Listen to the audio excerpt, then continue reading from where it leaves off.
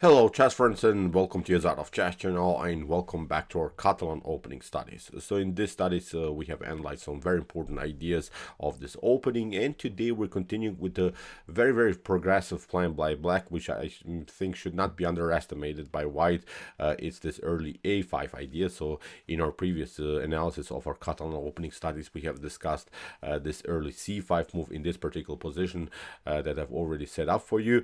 Today we're analyzing, as I said, the a5 method. This a5 method is a very complex plan by black to create a grip on dark squares, which, as I said, should not be underestimated. If you don't know what you do, you could have huge positional problems here from white perspective. So in my opinion, it's a sideline, worse to know, worse to study. And of course, if you're playing the Catalan opening with the white pieces, then you want to know what's going on against these types of structures. So let's start now this opening from beginning, and as usual, of course, we'll follow a very cool game in this particular line. It will be a beautiful game played by Magnus Carlsen against Quang Liem. In my opinion, it was an epic game with really cool tactical ideas, with really cool progressive methods in this opening line. So in my opinion, really game worth to study in this particular sideline that we'll study today. So let's see how to reach this position. So first of all, we're playing here the move d4. After move knight to f6, we play c4, and after e6, knight to f3, the counter Nimzo or Anti-Nimzo-Indian setup here.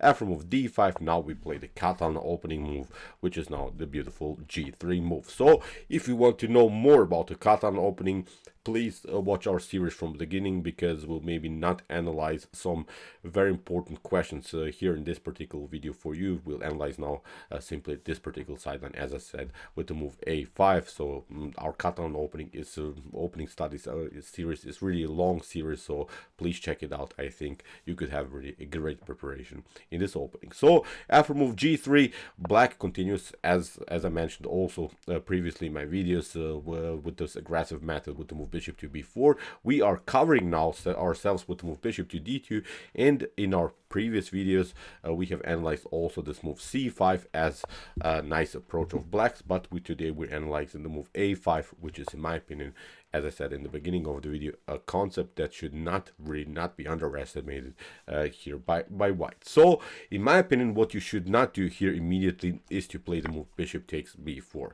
It seems tempting, but first of all, after move a takes b4 that black is playing, notice that black is opening up the a file. Although black is having here a double pawn structure on the b file, I think you want to get more out of this opening. For instance, you're continuing here the game with the move knight from b to d2, connecting the knight to the square c4, and then you try maybe something like queen to c to e4, bishop to g2. This seems to me like a normal plan. The problem is now I think black can be very solid with this method to create a grip on dark squares. We'll eventually play the move b6. You play, of course, bishop to g2, and now with the move c5, in my opinion, this is the way to go. Again, I'm pointing out, this is nothing spectacular. White will not probably lose the game because you allow this position, but it could be quite uncomfortable to handle this grip on dark squares. Eventually, this bishop will compete here on this long diagonal. Knight will come on d7, and as I said, the a file attack is always something that should not be underestimated here by white. So in my opinion, look at this. After move bishop to b4, a takes b4, you could maybe try here different opportunities. You can maybe try queen to b3, attacking also the pawn on b4 immediately, but it's still, in my opinion, not working, because after c5, d takes c5, knight to c6, black would temporarily give up a pawn, and then eventually has here a good control of the d5 score. We can recapture with the pawn, with the knight, with the queen, but in the next couple of moves, the c5 pawn will be taken, and still black is continuing the game with the powerful b pawn, which is not allowing here the knight to jump on natural square, for instance on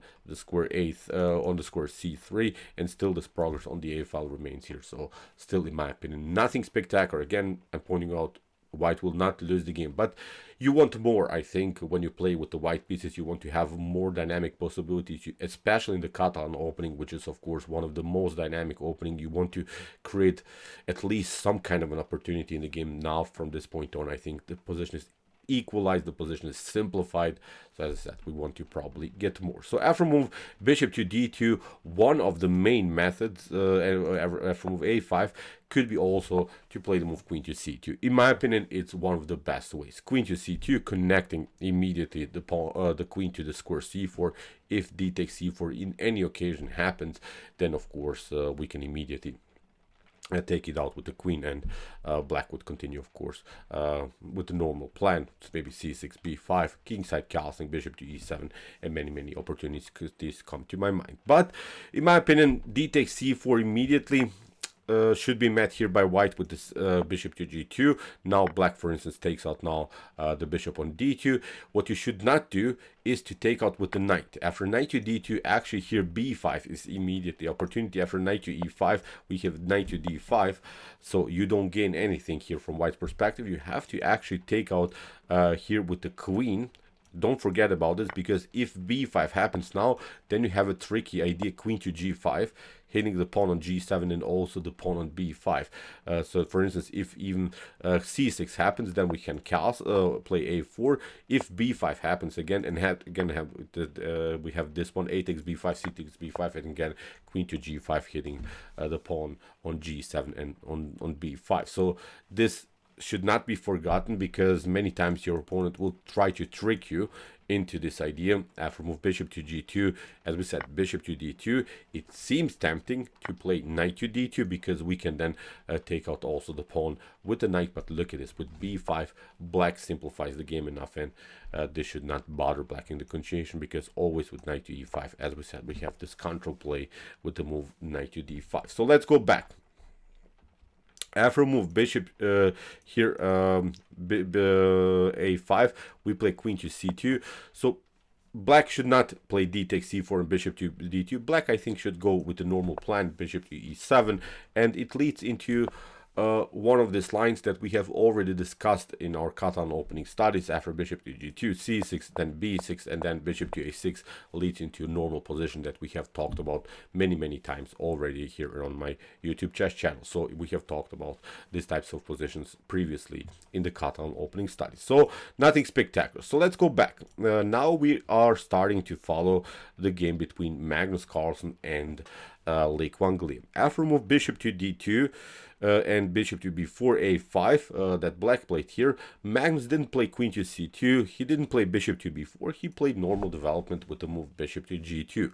If now d takes c4 happens, then you can play, I think, castling here, castling, then e3, fixing simply the pawn on d4. After something like rook to a6, we can simply continue the pressure here around the square c4. We'll play a4. So we'll discuss also these lines in the continuation of our studies, but I think this could be really a wild game, unbalanced game with the normal Catalan ideas. Black has gained the pawn, white is here a dominant center in the central control. So this line, as I said, will be analyzed also in the continuation of our studies. But here, after move bishop to g2, Quang Liem played now kingside castling, and here Magnus went with a3. We have bishop to e7. If of course bishop to d2 happens now eventually we can take knight from b to d2. Makes perfect sense, because now after d takes c4, of course we play knight to c4, connect everything, knight to e5 would happen, and then we can liberate now the long diagonal. Afterwards we can play maybe e3, queen to c2, rook to d1,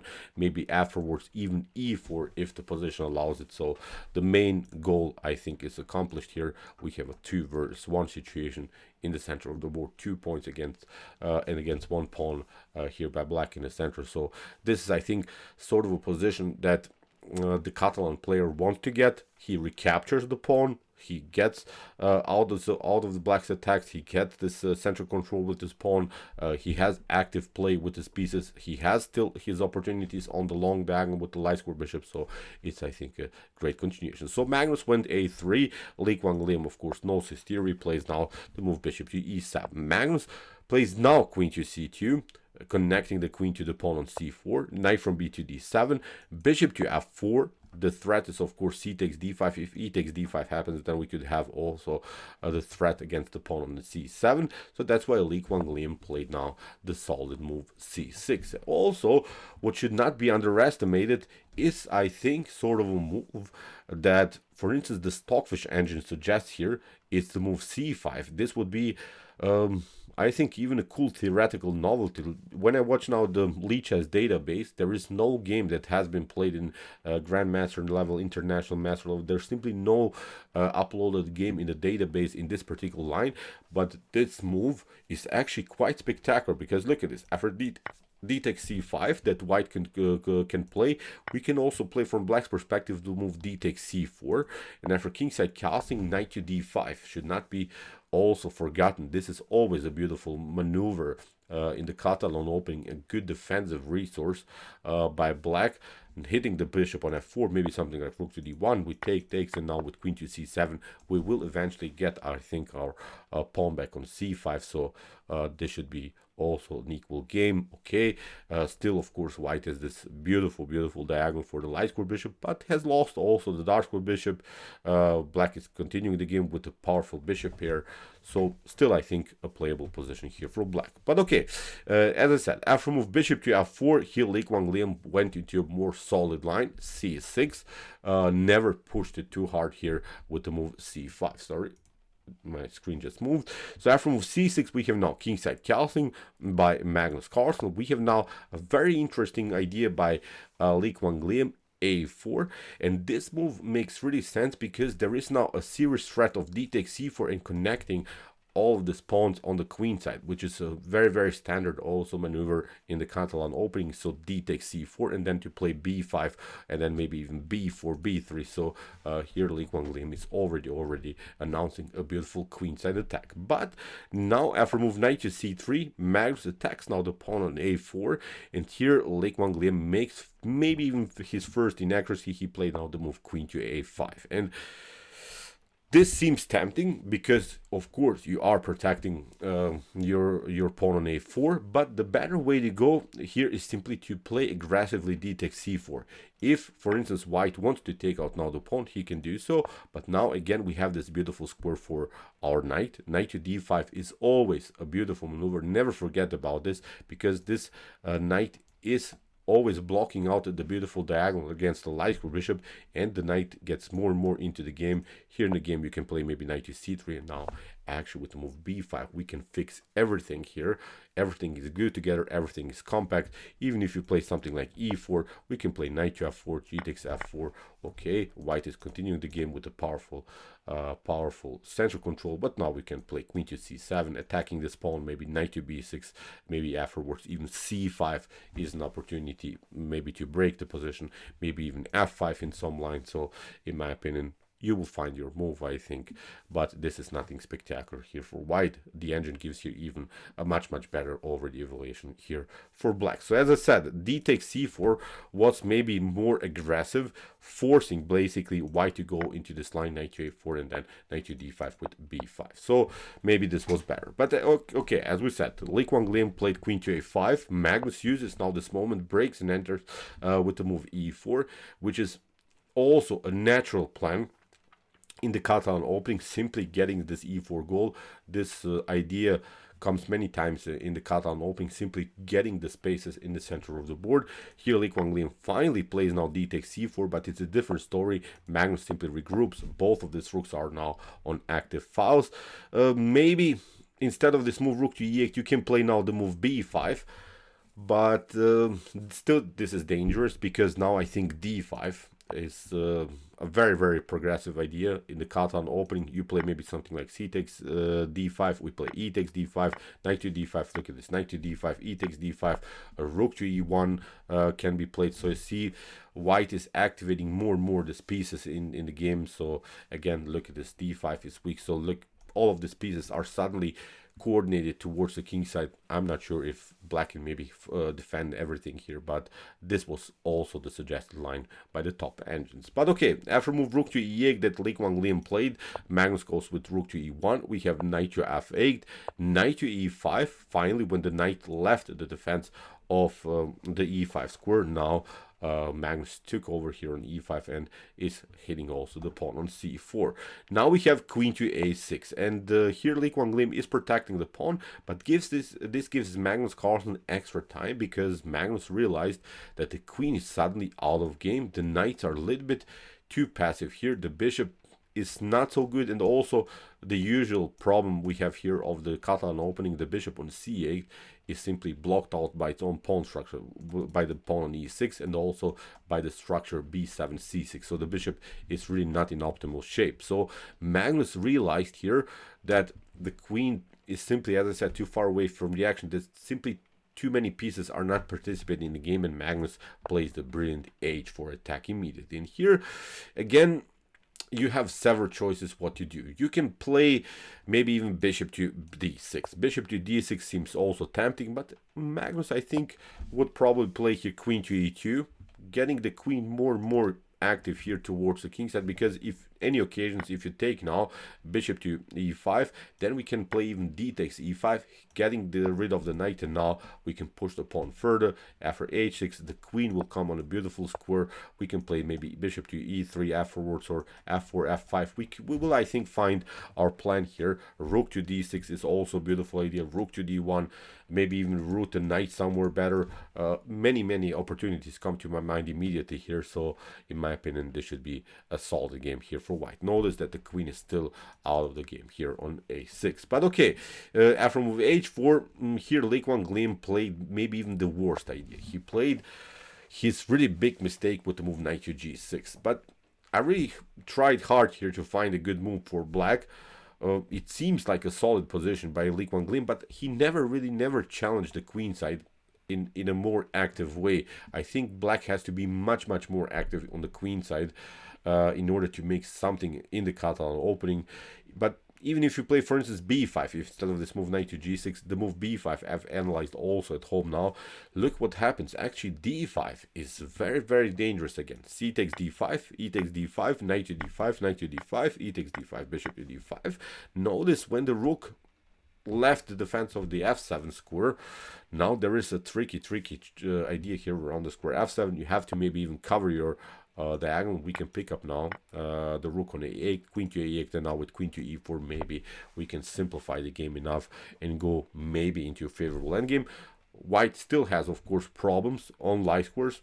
We have to say it, because you gave up the light square bishop, but now I think the realistic plan, the realistic idea is to trade off the queens and simplify the game. So in the game after move h4, as we said, Quang Liem played knight to g6 instead of this move b5, but Magnus controls now the game. He plays now knight takes g6, h takes g6, and now bishop to g5. He's trying to get bishop to f6 and maybe h5. He's trying to liberate now the long diagonal for the queen here, include maybe even the bishop somehow into the game. e5 is also a beautiful idea from this point on. I think Magnus is really taking over. He has now great chances here on the king side. So one of the suggested lines is also to play the move e5. For instance, if knight comes on d5, then we can again get the queen more active, probably here on a g4, h5, and similar stuff. So again, this should be solid game here for white. So in the game after move bishop to g5, here we have bishop to f8 by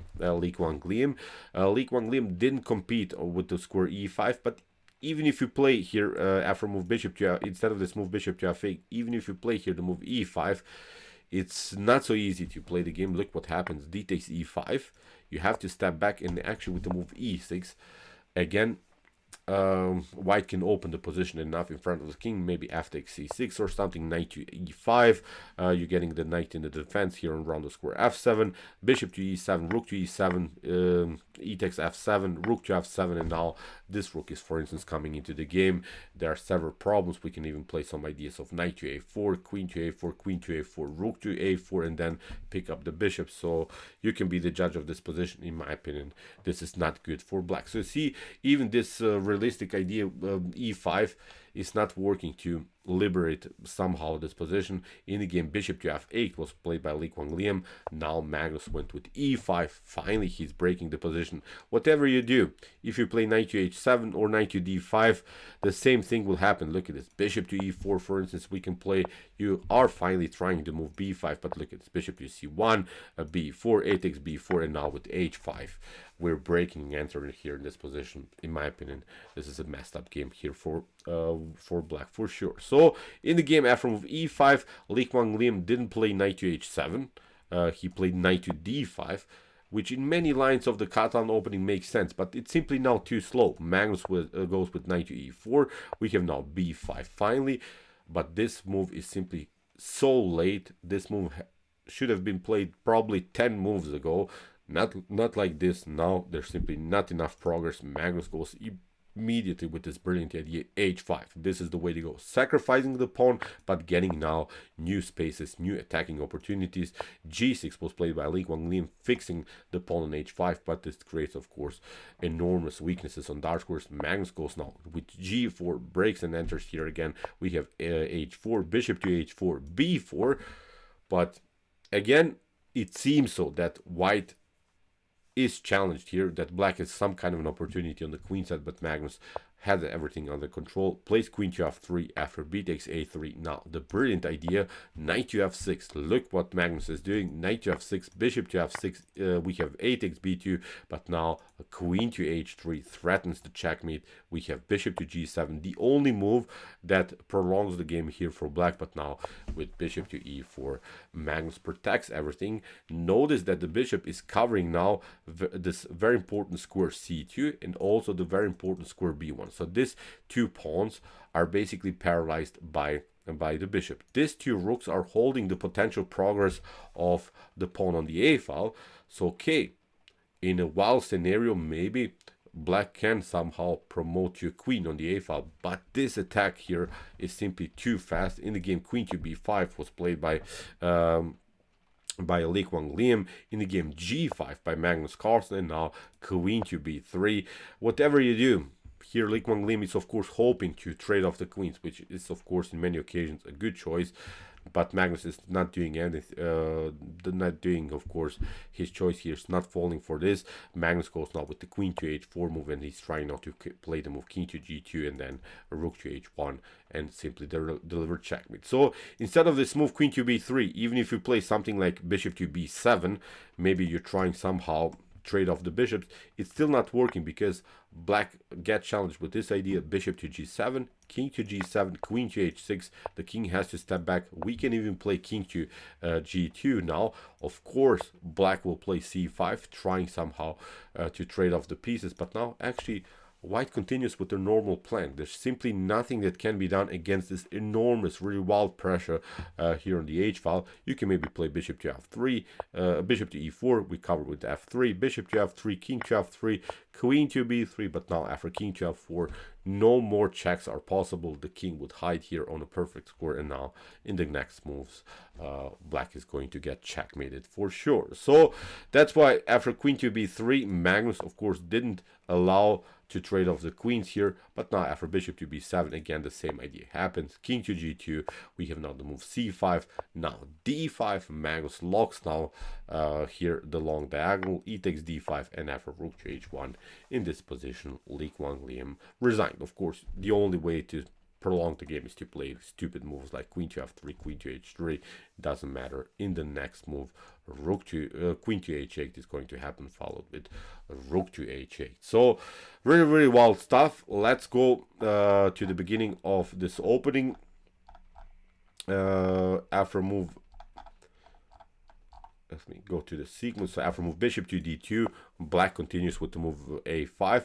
If queen to c2 happens, then we have really the main progressive ideas of this lines, bishop to e7.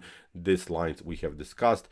If d takes c4 happens, as I said, don't rush. Play bishop to g2 after bishop takes d2. Don't pick up with the knight, because as we said, b5 should not be underestimated. Take with the queen, here on D2, because if now B5 happens, then we have queen to G5. Don't forget about this tactic. So as I said, study really the Catalan opening hard.